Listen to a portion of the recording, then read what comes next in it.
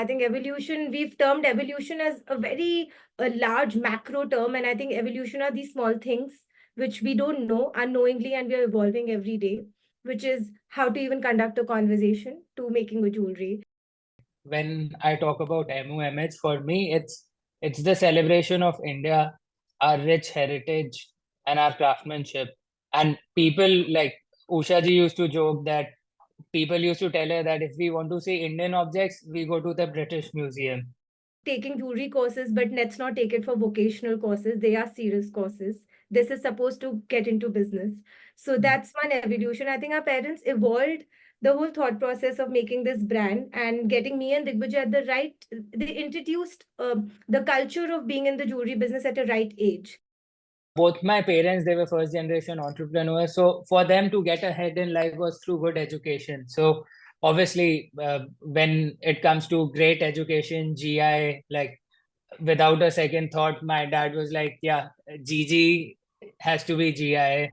Statement as have your mentor early on in life so you don't have to look outside. I really believe in the Dronacharya and the Guru culture.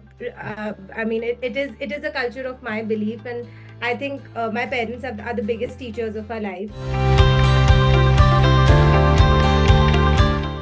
Welcome everyone. We are going to speak with, as I mentioned, Niharika and Digvijay, the siblings who are taking the baton forward of the House of Sunita Shekhawat, which is a Jaipur-based Indian brand, which is known for its exceptional contribution to reviving the traditional technique of Meenakari since 1999, and not just stopping there, but clubbing that with the plicature technique from France, the French technique of enameling, and coming out with absolute brilliant combinations of radiant gemstones with unconventional colors. Colors of Meenakari are, yes, very vibrant, but the way they have clubbed it with these unconventional colors, that is simply fabulous. Over to Shiv Prasad for being ready with the barrage of his questions. Thank you so much. Thank you. Before I start with the barrage of questions, I also want to lay out a little bit of context. This is, I think, in the almost a year and a half, a little more than a year and a half that we've been doing the Legacy of Leadership sessions. I think this is the first brother-sister duo that we have. And when we were speaking earlier, I asked both of them, आप में से elder कौन है? And Niharika very, very aptly said, you will realize it when we start speaking. So with that, I want to ask the first question to the eldest one, Niharika. So let's start with the foundation. Let's start with the story of the House of Sunita Shekhawat, and how do you think it has evolved over the years? So firstly, thank you everybody, and I hope we won't bore you enough. We'll try to make it very interesting and what you've actually signed up for. So we'll try our best. Thank you for your question, Shiv.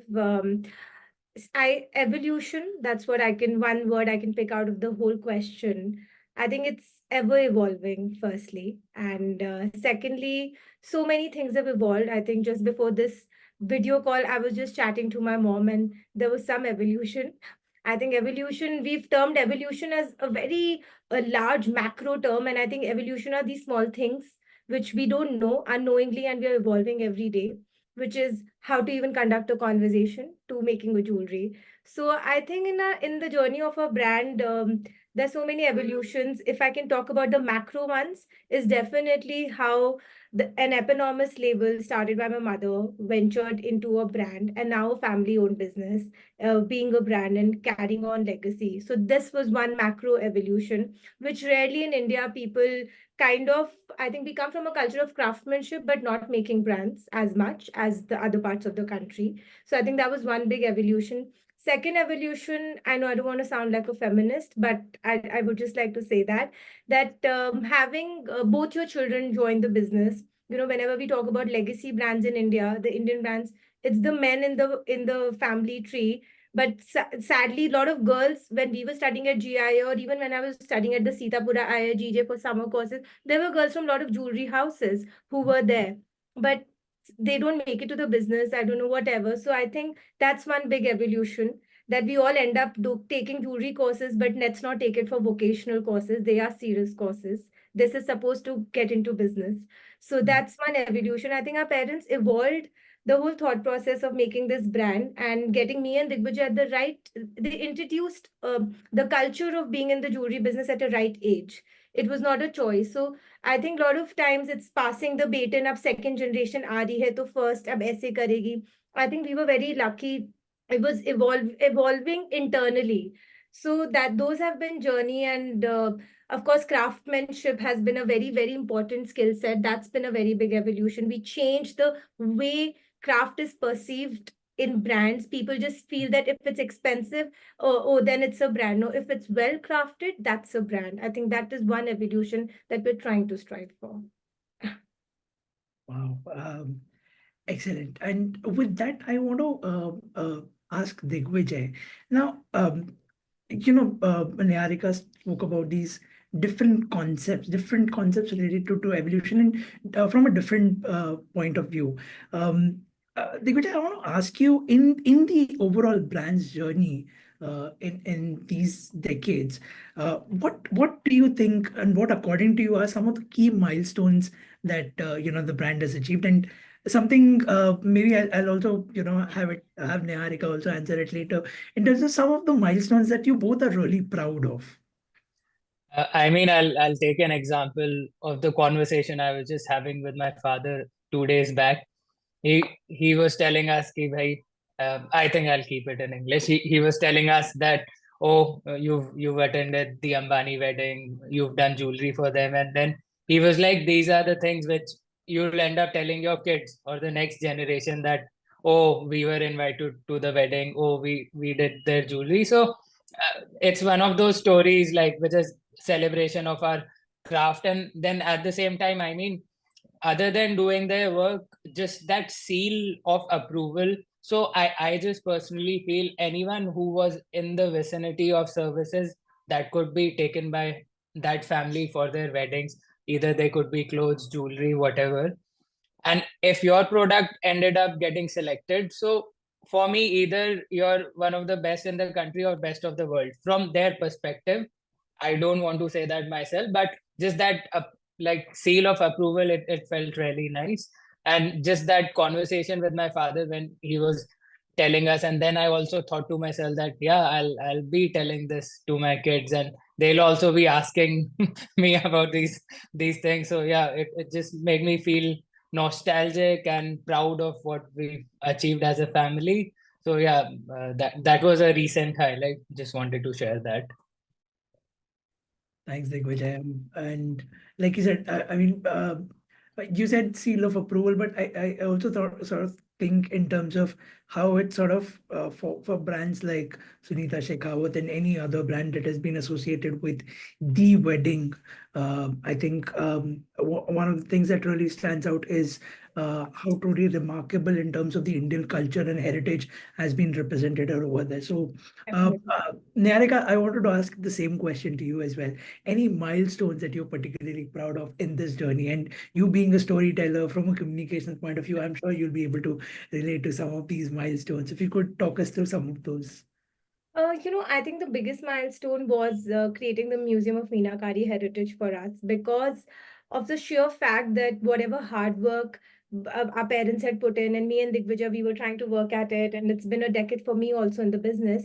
And finally, it's like you prepare for an Oscar moment, like you put all your energies. So a lot of times people ask, oh, kitne saal lage? How long did it take? 3.5 year, 4 year project? No, but this is a compounding of 25 years of my parents' hard work and us. So I think this has been a milestone moment, definitely. If I can just put all my emotions together, yes. The second milestone moment, or like something which I'm very grateful, is that me and Digvijay, we're like brother and sister in arms, and we get to work together. And I'm very fortunate. Usually you don't get to spend so much time with family because girls are married off.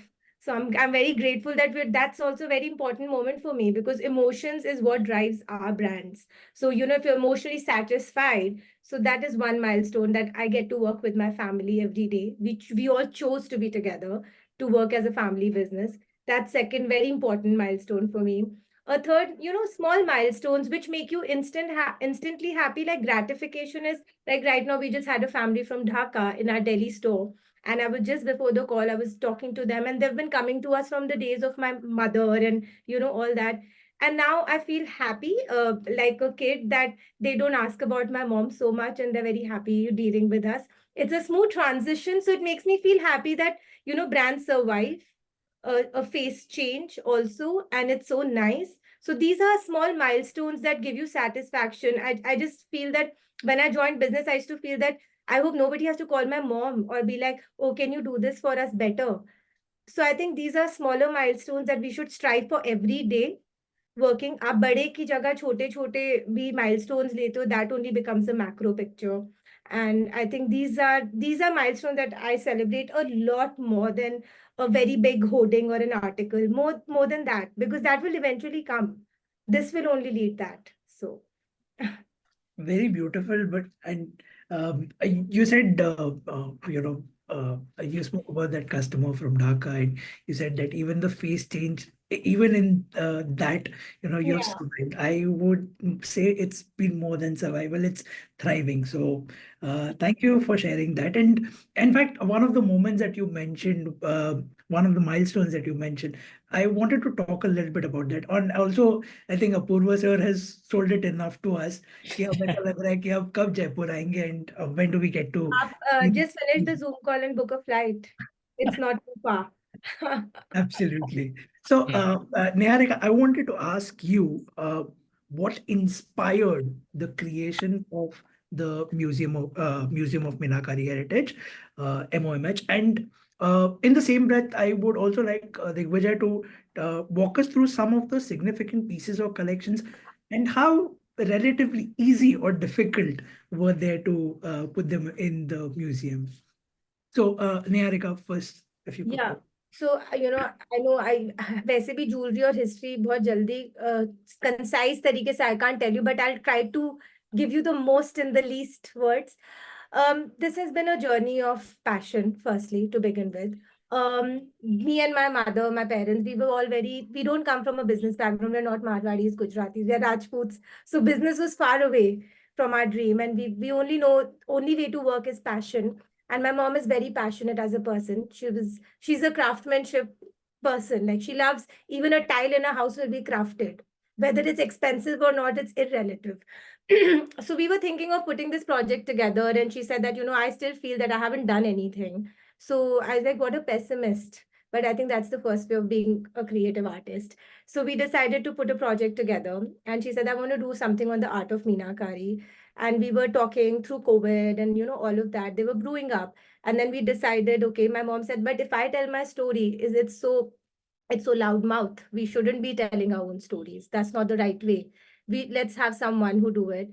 Then we were thinking, and we couldn't think of anybody better than Dr. Usha Balakrishnan. Of course, we all, Dance of Peacock is like a Bible for all the designs and history students of jewelry.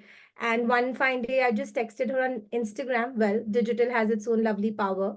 And I texted her, and she was kind enough to reply and acknowledge me who I am. And I felt gratified. One milestone, by the way, small milestone. I said, oh, wow, I think I don't need an introduction. And I was happy, and it was very nice. And we just got on a call instantly. And I feel people who come from a work culture, they really value you.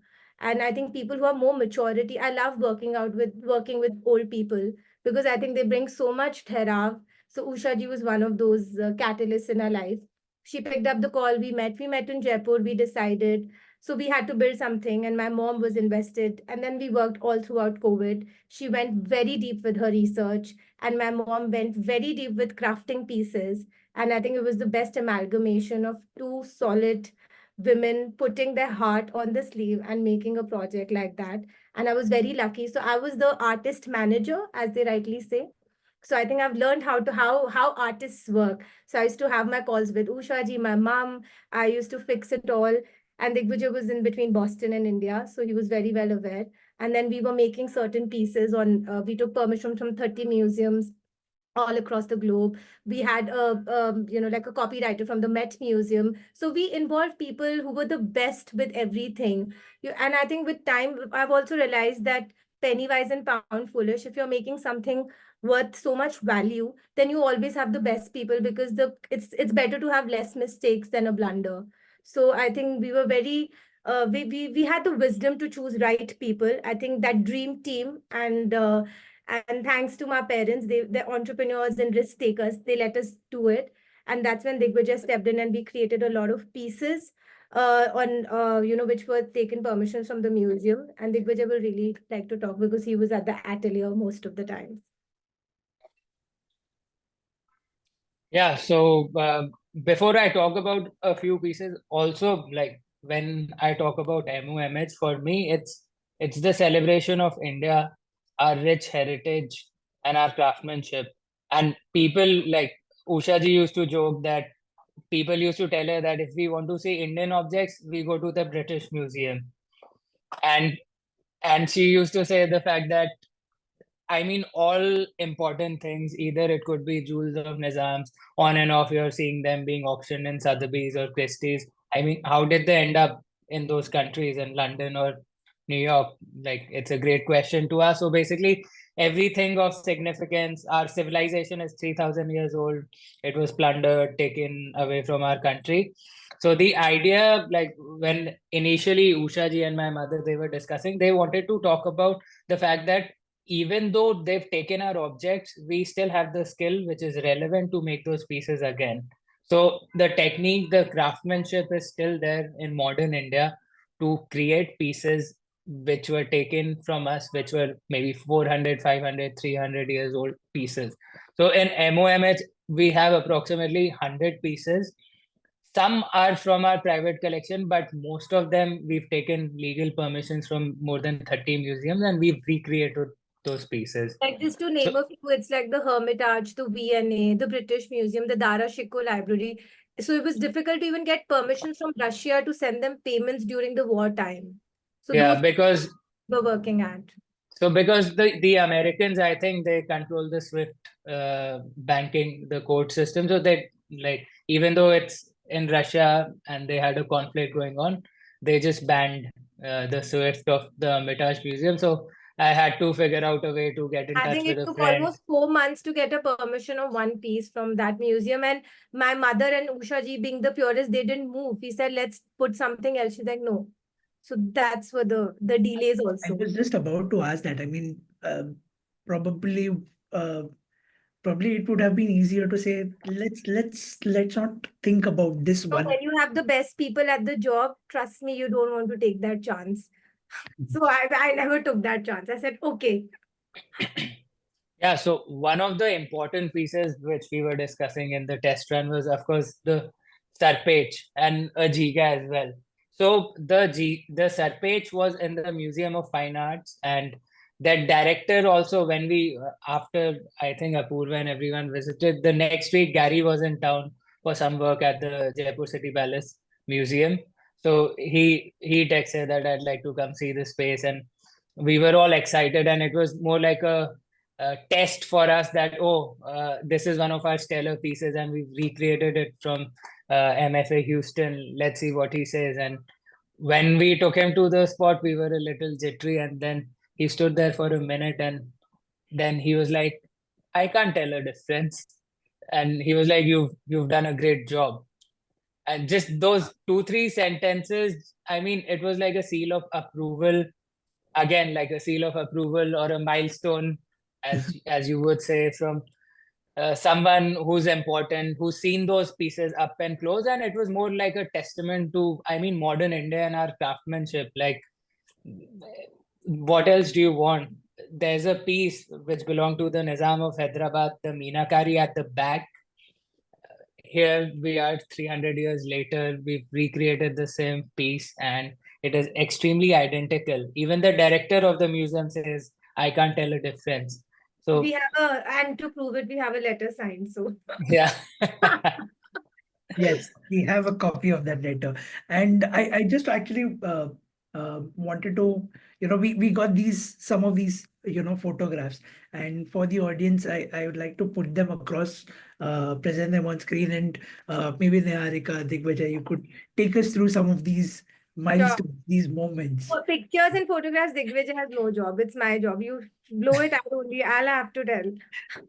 I collated them, rest. Yeah.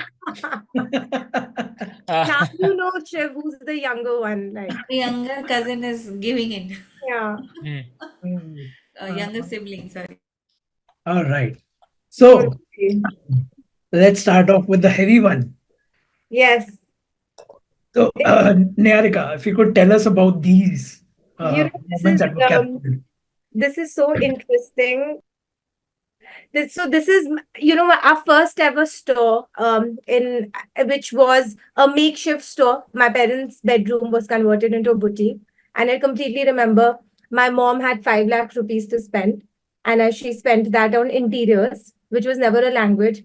And जिस सुबह inauguration होना था उससे पहले we were working fully in the night displaying. I was in class 4th, 5th. Digvijay was very young, but I remember it very vividly. And my mom had spoken to like Gayatri Devi ji and Maharani sir, and she agreed to come. And my mom is like, I can't think of a better person than her. She defines Jaipur for me. She defines womanhood. So my mom approached her, and she said, yes, I would love to come. And on the bottom right picture, that's me peeping in, and my mom is handing over a small token.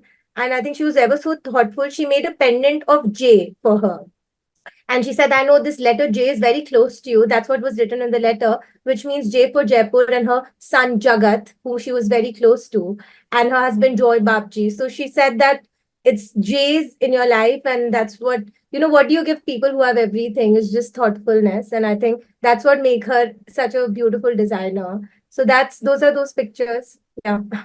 Is that Digvijay people? Digvijay, yes, in a hood and just trying to do some mischief, I guess. Yeah, that's me. Yeah. I could see the resemblance over Yeah. And I'm always so inquisitive. You could see that also. there. This is you. Yeah, too much of a cling child. But that's such a sweet moment.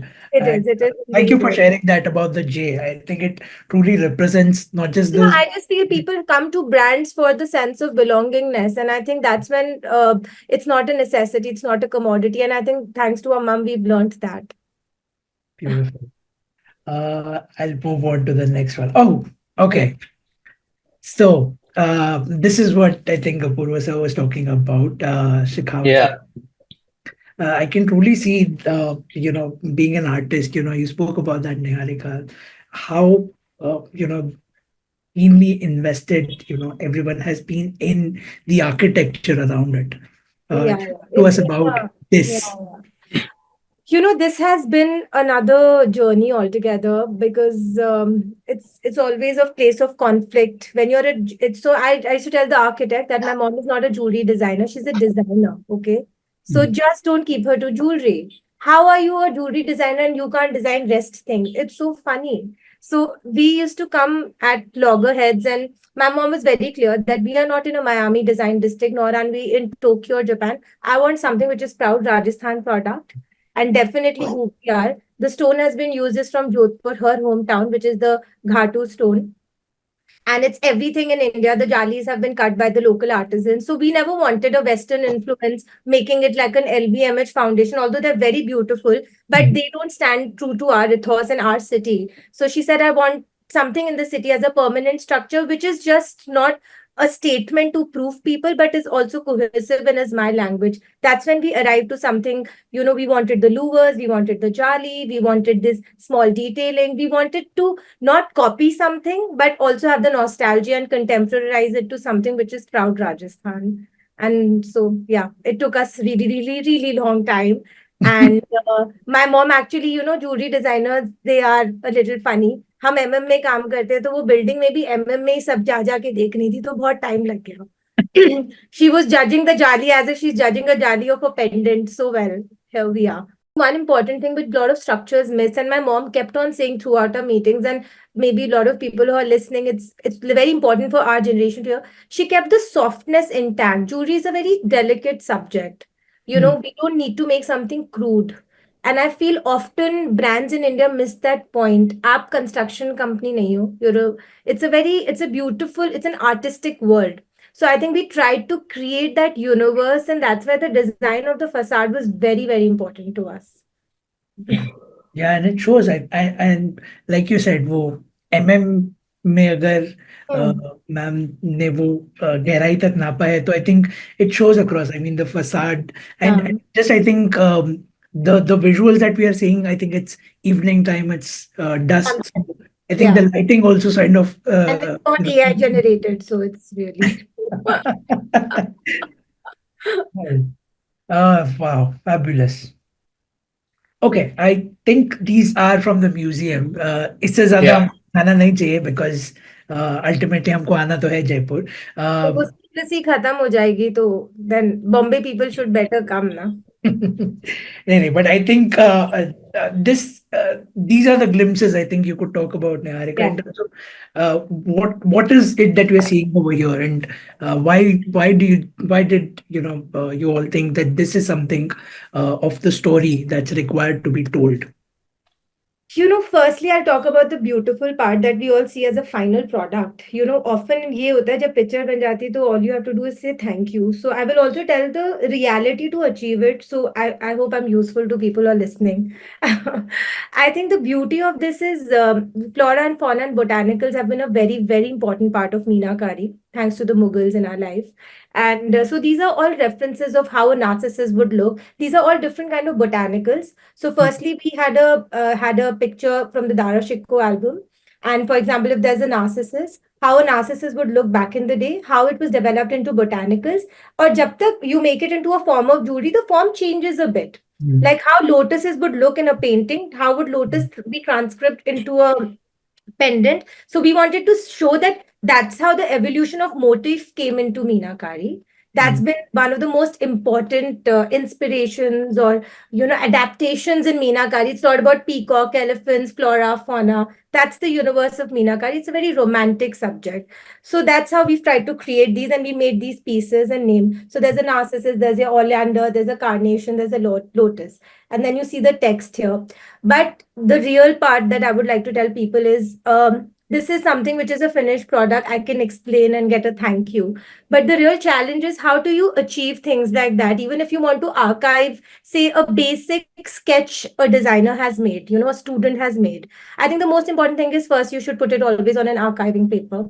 Always have the date and the year named. Those are things which are crucial, and we always miss this, and we're never taught in any school. I can't say about GIA, but otherwise. So those are details, and how these texts, so printing, execution of design, which paper to use, which material to use, which paints to use. These are very important education to have than just making it look beautiful. I think that is one, what is a vinyl printing? I think these are things that people should learn if they want to tell a story, if they want to narrate a story. If you're good at your job, that's good. But how do you narrate it well? I think that's something that we've tried to achieve through this. Yeah. And we have some more glimpses. Yeah. Yeah. And this is, of course, the detailing that goes into Meenakari. Yeah. Yeah. Every And maybe you can yeah, sorry. maybe you can go back to the prior slide. Yeah.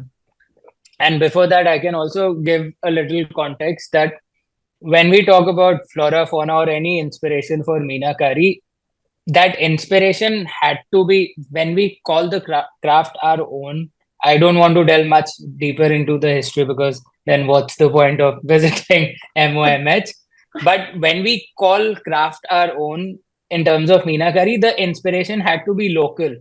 So basically, any flora, fauna, even gods, divinity, whatever we saw in and around us ended up inspiring us, which in turn got converted into textiles. It could be murals, it could be frescoes, and it could be a piece of Meenakari jewelry. So every inspiration was around us, which we took, and then we started making pieces of jewelry out of them. Actually, my very interesting thing that आजकल तुम्हारी generation में हो गया that people go to this Himalaya top, this that to take inspiration. Why do you have to travel 1,000 miles to take inspiration? Sleep well, get up, see around, and design. So I think that's what inspiration is. Yeah. Truly. Sorry. Yeah. So here, I think this wall, I can just give you a little brief that when the craft of Meenakari came into the country, so initially, like the journey from an apprenticeship to a master. So we talk about the journey of being an apprentice. So basically, any Meenakari objects which were created in the initial stretch when this craft came into the country were all European commissions, which were commissioned under a supervision of a supervisor, which was European, and mostly these objects were also European. So that's how it was. So a lot of things related to, like, you could see a cross over there, you could see a coronation crown over there. So they were all either a commission work in Lisbon or a commission work from Germany, which were being made in India in Deccan or Portuguese Goa. So that's how it was initially. Interesting piece of history. This we've already spoken about, the third page. Right. And I think this is the Yeah, the one on the left, that's the Sarpech, and the one on the right is the Jiga. A little fun fact, it was, when you think of these head ornaments and men, you would think, okay, Rajput men, warrior kings, they were the ones who used to wear these things. But it was actually the Nizam of Hyderabad who started wearing these things. And the men jewelry became very prevalent when the Mughals came, when the Britishers, they came into the country. So, and they started holding that court. They used to do those annual meetings with all the darbars in New Delhi. So any important king from a big dynasty and he's meeting other kings, how do you tell them that I have the money or I am from a prosperous empire? He can't be carrying a photo of his palace. He can't be carrying his property document. So it had to be jewelry on top of him. Or no watches like that. And no watches, obviously. So it was the Rajas and the Maharajas, the men, those who were the more opulent ones. So you could think of Sarpej, Jiga, big kanthas, which were, of course, made by the Cartiers or the Patiala family. So all they were like a celebration of Indian royalty, but at the same time, they were pushed in that direction because of the British and their annual court. Interesting.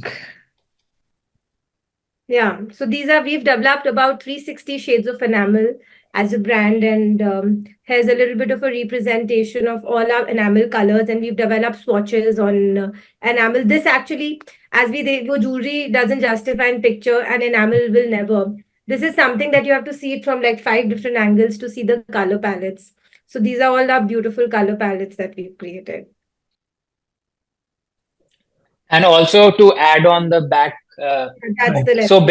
So basically, when we talk about colors of enamel, firstly, if there are 5 colors in a piece of jewelry, so we go sequence wise. First we do one color, then we fire it, then we do the next, then we fire it. So that's how it's done. And here, how we've documented the journey of 360 shades of enamel is we've written on what base metal it reflects the best. It could be 24 karat gold, 22 karat gold, 18 karat gold. It could be sterling silver. It could be brass. Then at what temperature do we have to fire it? And then for the duration of it. So all these 360 shades of enamel, we've documented the entire journey.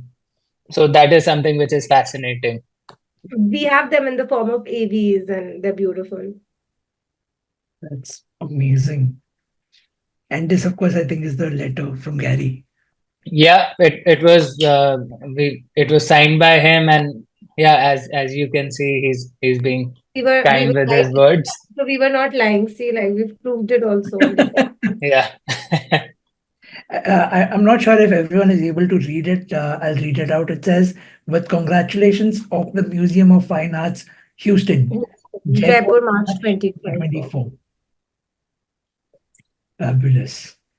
Okay, with that, I have a few more questions. And before we even ask certain questions, Niharika, to you on storytelling, on creativity, Digvijay, to you on design, I wanted to ask you about your biggest influence. And that is, of course, without, uh, I mean, uh, it would be remiss if I say that how has your mother, Sunita ji, influenced your approach to both jewelry design as well as business? And if you can, of course, I mean, there'll be lessons a lot, but if you can share some specific lessons and more importantly, the sort of values that she's instilled, both your parents have instilled in you, that you feel are going to continue to guide you in your journey? Hmm. I, So go ahead. I think I'll go first. So I mean, both my parents, they were He first wants generation. more marks from my parents by saying better things. No, so both of them, they were first generation entrepreneurs, and then at the same time, first generation in the jewelry industry. So just imagine. But then at the same time, having that outsider's perspective makes you think things in a different way. So I mean, it could be an example of maybe talking, like getting much deeper into the craftsmanship, that aspect of it, or technically understanding the object of jewelry, how it is made. And also, like, both my parents, they were first generation entrepreneurs. So for them to get ahead in life was through good education. So obviously, when it comes to great education, GI, like, without a second thought, my dad was like, yeah, GG has to be GIA. And Yeah. I also see a lot of people, their third, fourth generation in this business. And the other day, I don't want to take names, I met this father son duo. And then the son was talking to me, and the father was like, diamonds GIA जाके क्या सीखेगा, यहाँ sorting करेगा, अपने आप सीख जाएगा 6-8 महीने में. I took him in the corner and I told him, dude, the course which you do in GI, I was like, don't do any other course, but if you have to do one course, you have to do the graduate diamonds. The basics which you get taught, your confidence goes sky high. I mean, now we both have that skill set. We can be anywhere in the world. I just need my 10x loop, Yeah, yeah. white light, and I'm good with diamonds. Like any color, any clarity, I think they get you so it's pretty deep in solid. it. Yeah. So yeah, so that comes with the baggage. It doesn't come with the baggage of being in the industry. Had we been fourth, fifth generation, maybe my father would have also said कि भाई GIA जाके क्या करोगे? But maybe from an outsider's perspective, they were like, that's how you get ahead in life, through excellent education, through good education. So of course, GIA was that. Yeah. So the same question to me. What have we? I'll just give like what have we learned from our parents and who inspires us? I think definitely I'll begin with a simple statement as have your mentor early on in life so you don't have to look outside. I really believe in the Dronacharya and the Guru culture. I mean, it is a culture of my belief, and I think my parents are the biggest teachers of our life, and we can't grateful. I think every kid should be grateful, but I think they've really taught us. A lot of people ask me what kind of a culture do you come from. So we just say that we come from a culture of hard work. In our family, what our parents have taught that if Digvijay is late for a meeting because he was in the gym working out is allowed, but if we were late in the night and we're late to the office, it's not allowed. So I think our parents are so disciplined. They taught us these basic things, and I think they go such a long way that now is the time when our parents are like, both of you take it easy, go out, chill a bit. So I think these are things that we were taught. So I think my mother is my biggest inspiration, of course, because I just feel that it's so important to be successful and to be kind. She's authoritative but humble. I think these are such beautiful juxtaposition about someone that either आप कुछ भी एक हो पाते हो. So I love that about her. She's such a beautiful artist. She has the best rapport with her karigars. All of them call her Bhabiji. They've been with us for like all these years. They have such a beautiful relationship. She'll first counsel them about their family, make them happy, and then start designing. I think these are things that we've learned from my mom. She's one of the biggest inspirations for me, definitely. As a mother, as a working woman, I mean, I have too many roles to fit in. And I think the biggest thing that they taught us about business is that, like very small things, that when you want to use a little bit of a medium product for the retail game to be high. So, like before that, Polki mein bahut sari variety of qualities aayi thi. I don't want to just say something. So I pushed on my mom and I said that, why aren't you using it? People are asking for it. She's like, people can ask, but after 10 years, when I'm not there and they'll come to you and they'll tell you, what have your parents made? This is kachra. She's like, I don't want to compromise. I will not make it. So I think sticking to your own decisions and valuing your gut, I think, which no school, nothing in life can teach you. I think that's what we've learned from her, that even if you've done wrong, own it. Like if you made a wrong design, own it. Like my first experience, and I'll tell you, Shiv, this was such an interesting thing. We used to advertise in Vogue, and the ads were very expensive. They still are. And there was an artwork, and I was getting a photo shoot done. It was a double spread. And when that magazine came, I was in the car and I started crying. ये 2014 की बात होगी. It Okay. was such a bad ad because I sent a wrong file to print. But that ad came and I went to my mom and, I just sat down on the carpet and I said, I made a blunder.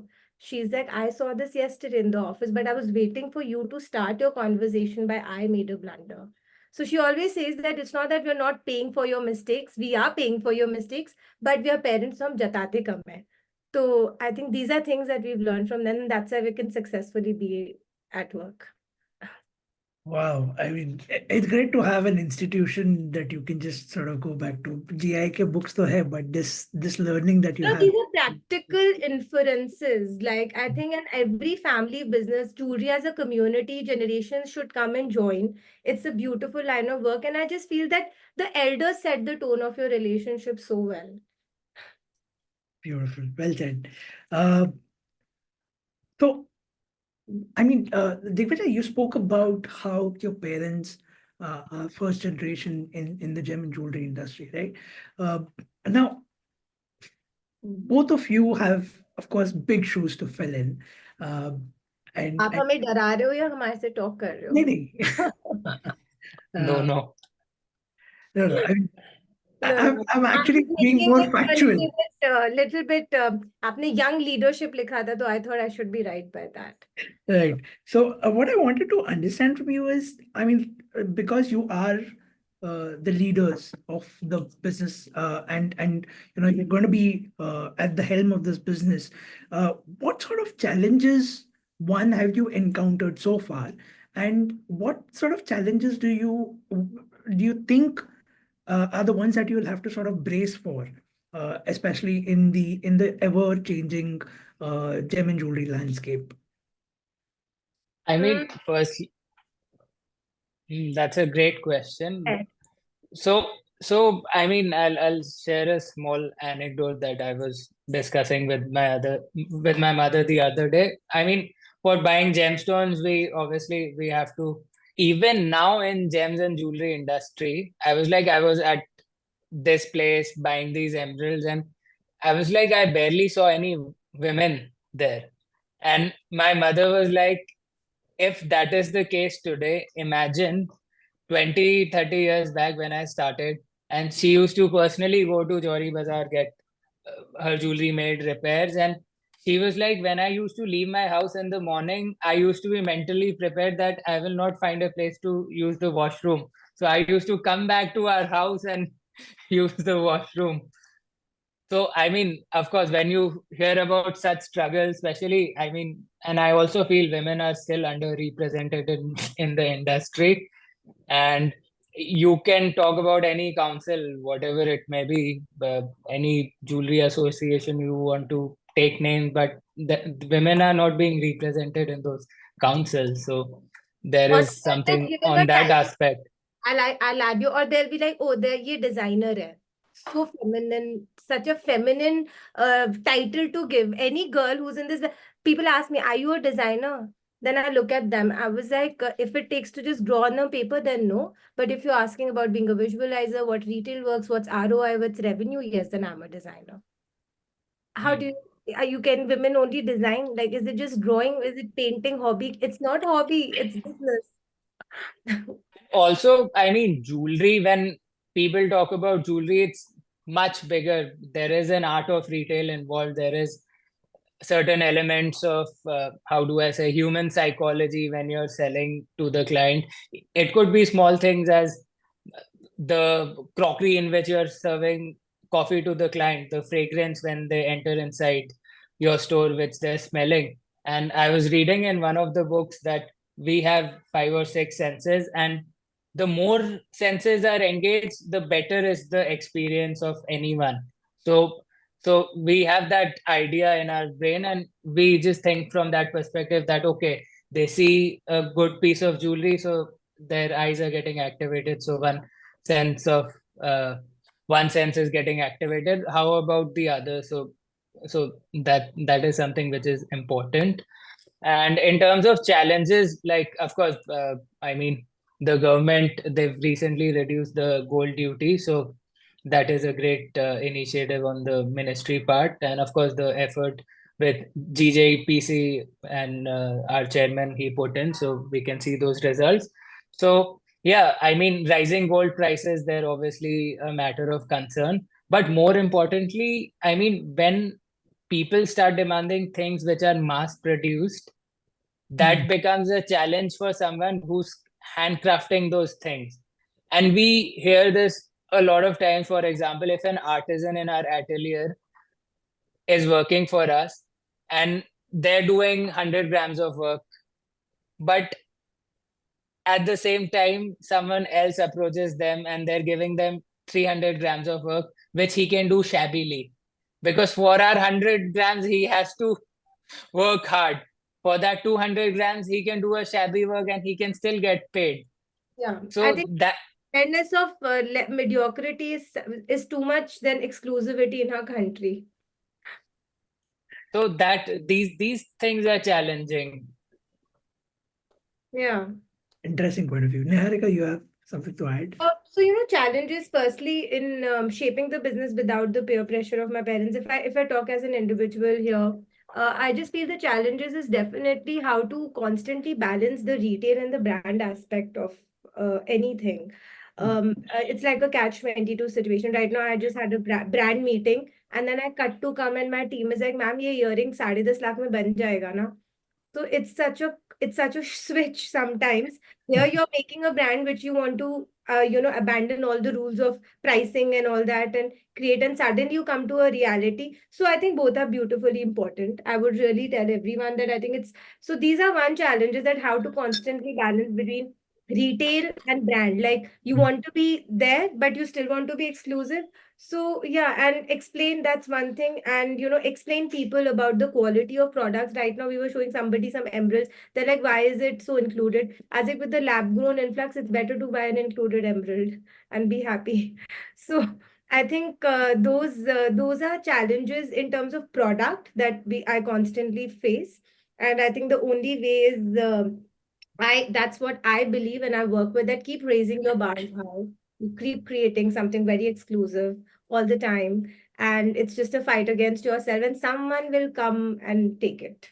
So I think Yeah. you just have to wait for that someone.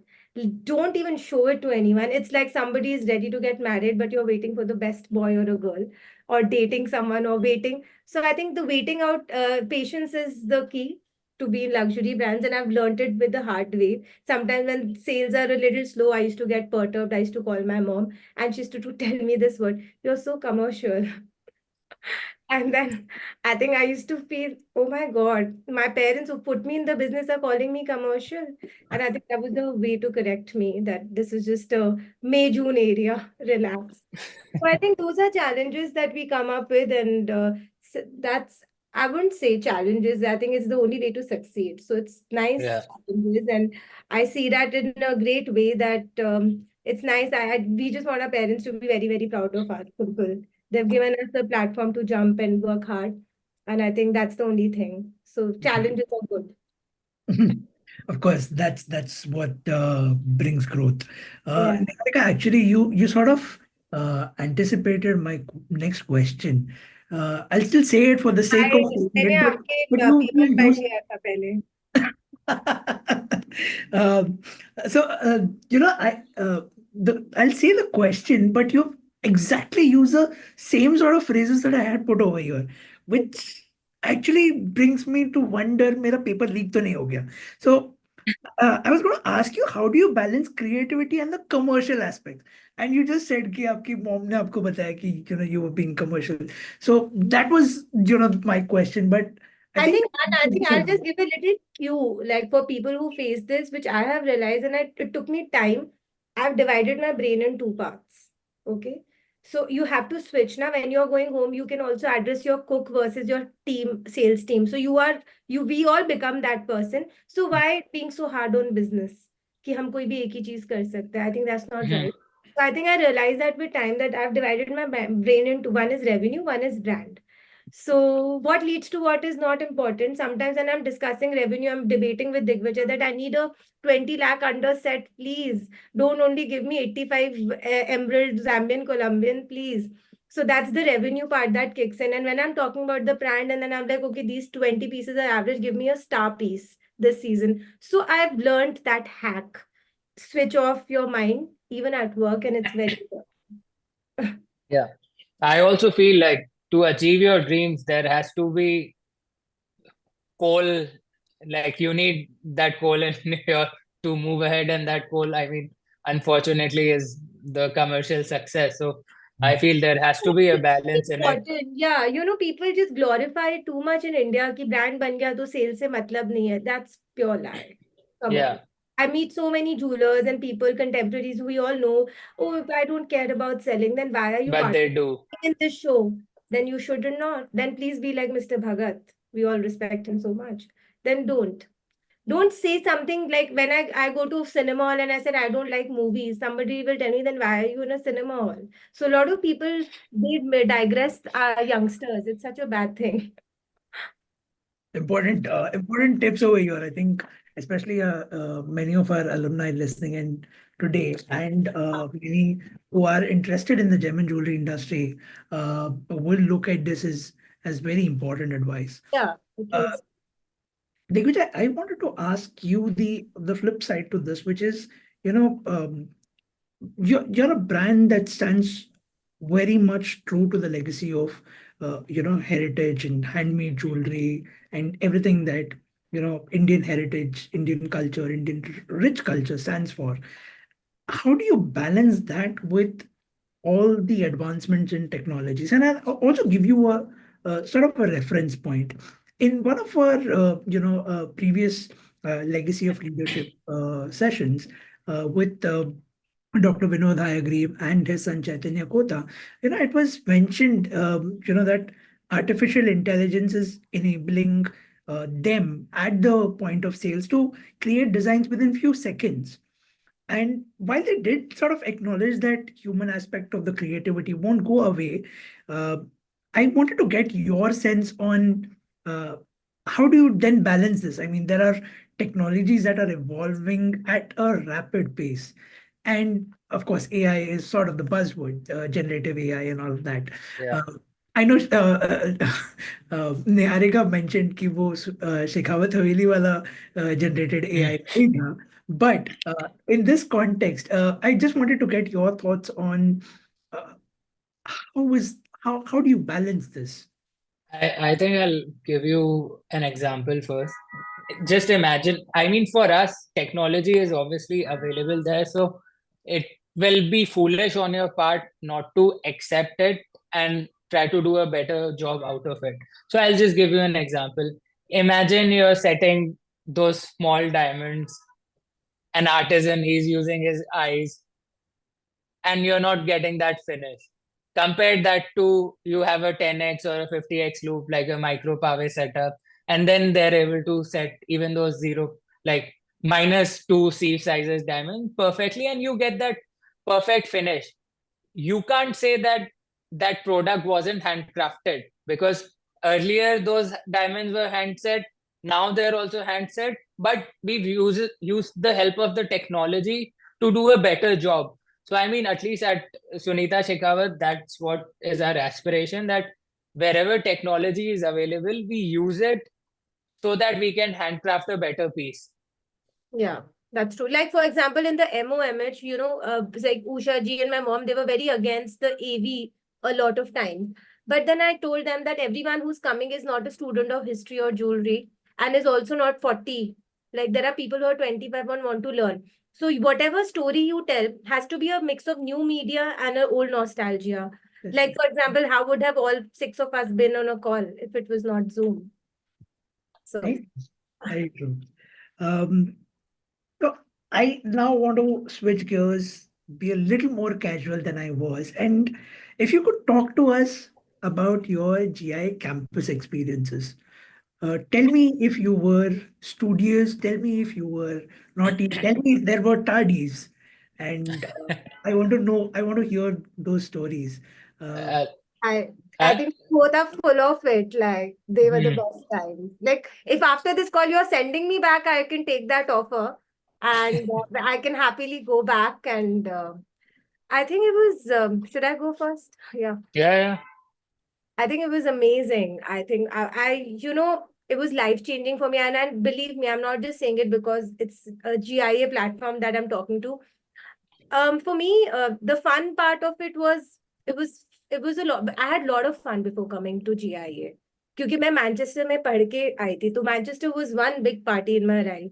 GIA was an awakening in my life, funnily, and I know a lot of people end up partying a lot in New York, but for me it was so important. And when I landed in New York, my dad was very, very particular, and I said, "Let me go to Bombay. Why should I go to New York?" I said they're charging the same fee. Then why should I pay more in New York for accommodation? He's like, that's why, henceforth, that you do one course and you come back to Bombay, but you also go to New York. And I went and I was staying in the city, and I used to walk to the street and, take your coffee, walk through the street, reach on time. Our professor used to say anything between 8 to 8:1, you're late. So there's nothing between 8 and 8:1, by the way. So you're always, so basically it was always before 8. So those were discipline that we learned. And I think I enjoyed my time thoroughly. And that's when it made me feel कि मैंने जो भी अभी तक पढ़ाई करी थी, वो सिर्फ सबको खुश करने के लिए करी थी. This is something that I actually did it for myself. And I gave a interview. I mean, I was one of the few people who got a placement offer because I was relentlessly putting all the job posting. And it was the IGI, the HRD, sorry. And I went for an interview and they said, hey, you're staying in such an expensive place. Your salary is half of this. I think, no, I just want an offer letter to show it to my father. So I think GI gave me such great moments and I still have it on my email, and I think it was life changing. I felt that okay, पढ़ाई का use करना पड़ेगा, and this was for me New York. Beautiful. Digvijay? Yeah, for me, I mean, I was in both the campuses over a span of time. So, but I did my GG in Carlsbad. So I still remember the first day. I think it's just a script which the instructors are supposed to say, because our instructor, John Carson, he basically said on the first class that if the class starts at 8, he was Yeah. like, I'll start teaching at 8. So you're supposed to be here at least 15-20 minutes early so that you can set up your table, you can set up your microscope, maybe get that water or bottle filled, and then you sit on it. And anytime after 8, be it 8:01, 8:10, 8:15 is a tardy. Yeah. It was something. It was lovely.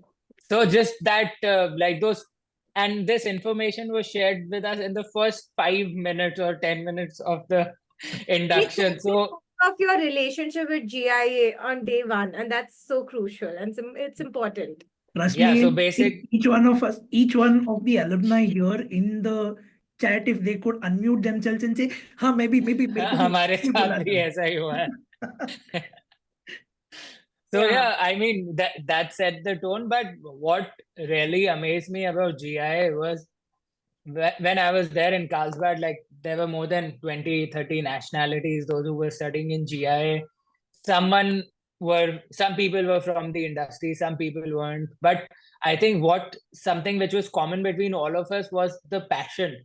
I mean, even though I came with a clean slate, like my parents, they made me focus on academia, and my first interaction with jewelry business was actually GIA. So I didn't have that passion, but when I met people over there, they were so passionate about jewelry, gemstone. I think that passion just rubbed off of me, like in the first 2, 3 weeks itself, and I was just I think like, it's I a very loved it. place. People make choices to come there. It's not a forced college, right? So I think that's Yeah. the truthfulness is there.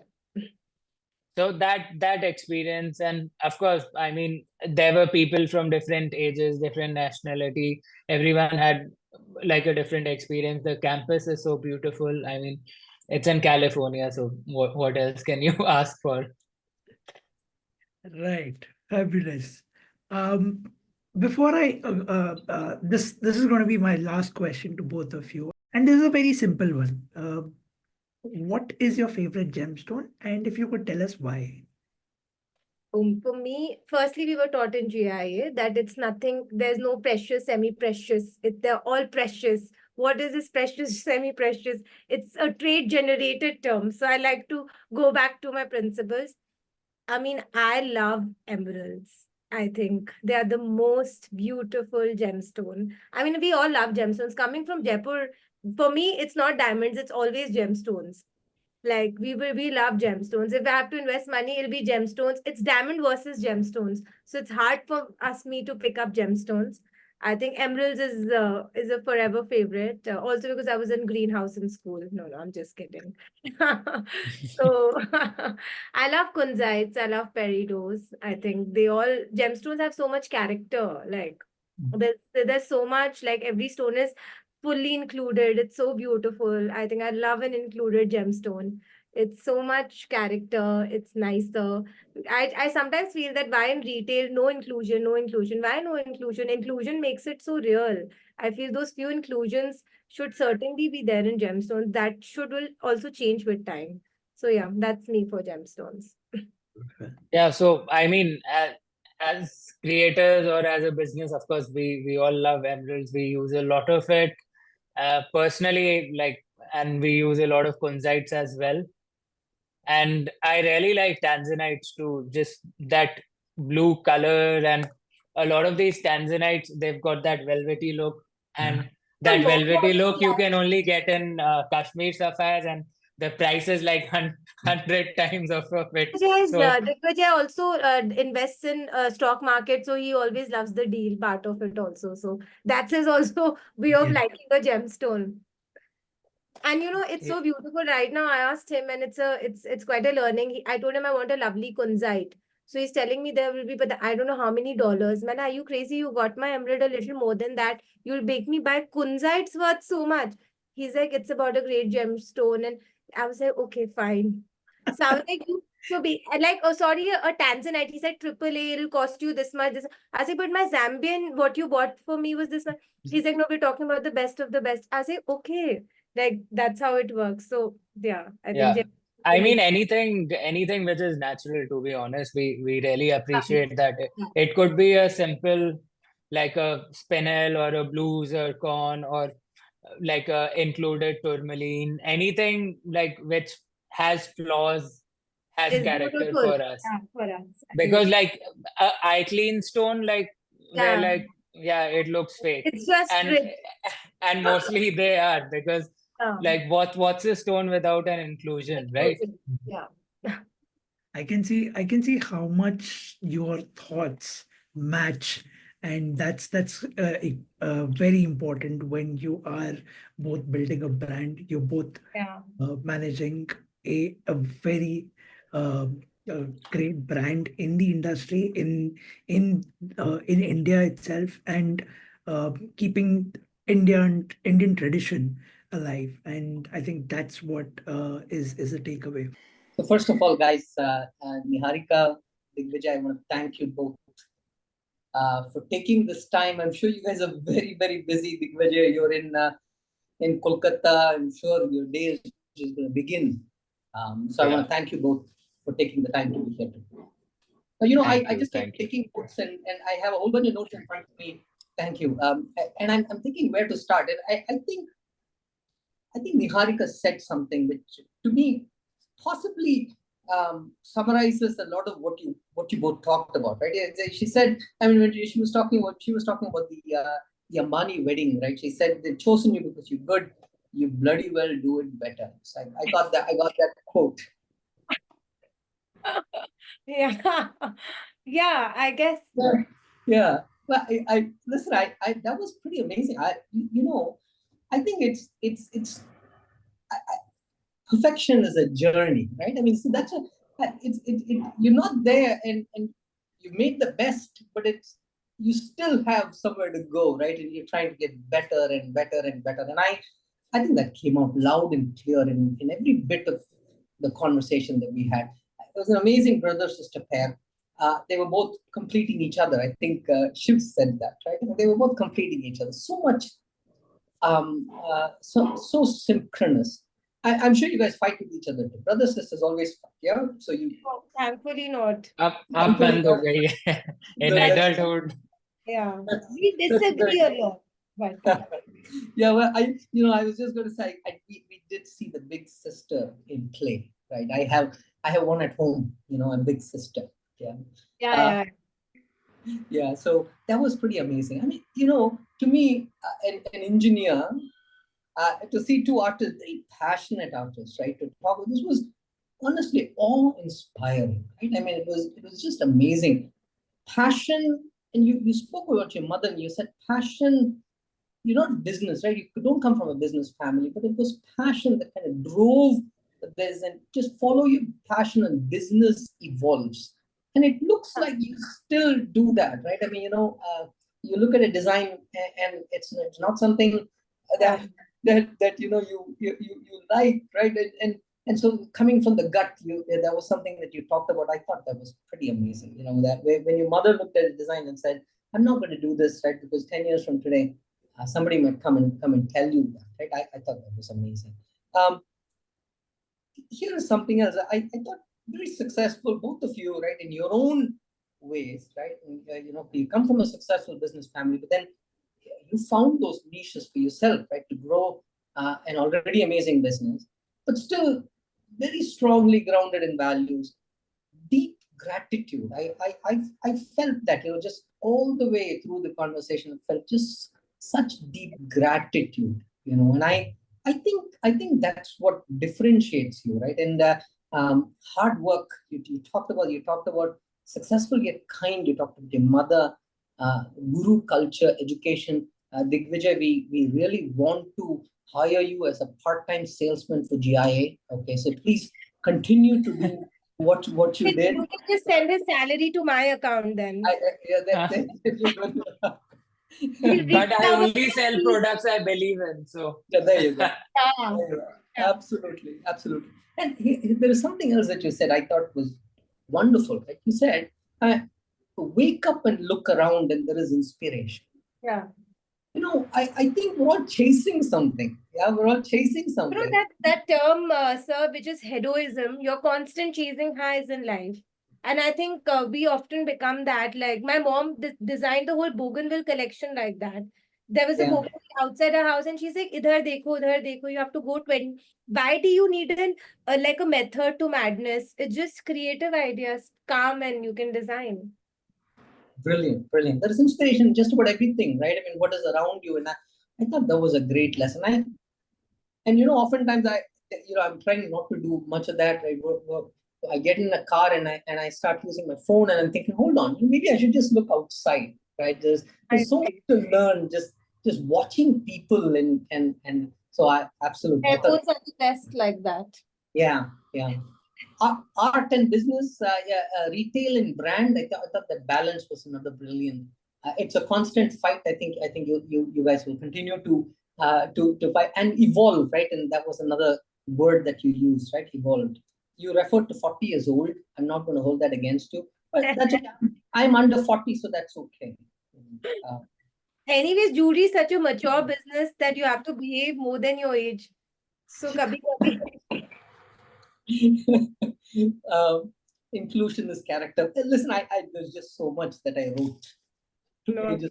Yeah. So I want to thank you all. It was absolutely amazing, right? This is, for me, as I said, awe-inspiring. The artists, the passion that created a business and continues to build a very special brand. God bless you both.